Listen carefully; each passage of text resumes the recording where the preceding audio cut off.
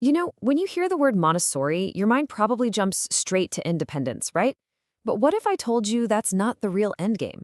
That the whole point isn't just to raise a kid who can do things for themselves, but to build a stronger, kinder society? Yeah, it's a big idea. So let's get into it. So let's ask ourselves a really honest question. What's the real purpose of raising an independent child? I mean, is it just about them being able to tie their own shoes or pour their own cereal? Montessori's philosophy? Well, it points to something way, way bigger than that. And here it is, the big reveal. Independence, it's not the finish line. It's just the starting block. The real goal is to raise a child who's not only confident in their own skin, but who is also deeply, truly connected to the community around them. This quote from Mario Montessori Jr. just nails it. It really frames the central puzzle, doesn't it? It's this incredible balancing act. How do you let your kid be their unique, amazing self while also helping them understand that they're part of a group? It's right there, in that tension, that a truly social person is made. So how do we get there? Well, the Montessori approach is built on two huge pillars that go way beyond just being independent. We're talking about social cohesion and building a strong moral compass. Okay, first up, social cohesion. And look, this is so much more than just being nice or sharing your toys. It's a massive shift in thinking from what do I want to what's best for us. It's about helping your child see that they're a part of something bigger, whether that's on the playground, at home, or out in the world. And that idea connects to something called the cosmic task. Okay, I know it sounds a little out there, but stick with me. All it really means is helping a child see their own special place in the universe. It's about showing them how everyone and everything is connected.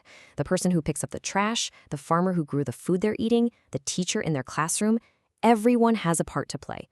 It helps them see that we all need each other, and it sparks that desire to find their own way to contribute. When you boil it all down, social development is really just about this: how kids learn to get along with other people, how they start to realize, hey, that person has feelings and needs, just like me. And where does that all begin? Right from day one, in their very first community, their family. All right, on to that second pillar, and this one is huge. Maria Montessori said that moral education is the bedrock, the foundation that everything else is built on. It's about developing that inner compass, the one that guides a child to do the right thing, not because they'll get a sticker or a reward, but just because it's the right thing to do. So how does that compass actually get built? It's really fascinating. It happens in two major stages. First, from about 3 to 6, you've got what Montessori called the absorbent mind. They're literally like little sponges, just soaking up all your family's values without even thinking about it. But then comes ages 6 to 12, and the reasoning mind takes over. Suddenly, they're questioning everything, right? Testing the rules, asking why, but why, all the time. And here's the key. That's not them being defiant. That's them actively, consciously building their own moral compass. Okay, so that's all the big picture why. But what does this actually look like day to day? How do we do this stuff at home? Let's get into the practical toolkit. One of the absolute cornerstones of this whole approach is teaching something called grace and courtesy. And no, this isn't about being stuffy or learning old-fashioned manners. Think of them as real, practical lessons in how to be a good human in a group. How to say hello, how to interrupt politely, how to just be considerate of other people. And here's a perfect example. We've all done the go say you're sorry thing, right? But what if we taught them how to give a real apology? This 4-step framework is a total game changer. It's not just about saying the words. It's about taking ownership, thinking about how to do better next time, and, this is key, actively trying to make things right. It shifts the focus from shame to repair. And a lot of these lessons are just woven into everyday life. Simple things, right? Modeling please and thank you, holding the door, giving a real compliment. Oh, and here's a classic Montessori trick I absolutely love for interruptions. Instead of shouting, you teach your child to just come and place their hand on your shoulder. Then you put your hand on top of theirs to say, I see you, just 1 second. You finish your sentence and then give them your full attention. It's so simple, but it's such a beautiful, respectful little dance. But let's be real, it's not always going to be that graceful. Life with kids is messy. So what happens when you hit those really tricky bumps in the road? Like, say, lying. Okay, the big thing here is to sidestep the confrontation. If you ask a direct question like, did you break this vase? You're kind of backing them into a corner where a lie feels like the only escape. So instead, try just stating what you see.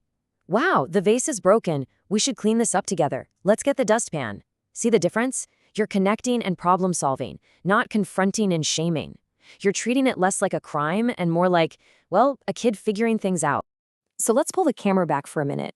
All these little things, the apology framework, the polite interruptions, how we handle a lie, they're not just about having a well-behaved kid. They're the literal building blocks for something so much bigger. We're talking about raising conscious, compassionate citizens of the world. And there's this incredible framework from anti-bias education that fits perfectly with this. It's all about becoming a good social citizen, and it's built around just 4 goals. 4 simple but powerful goals.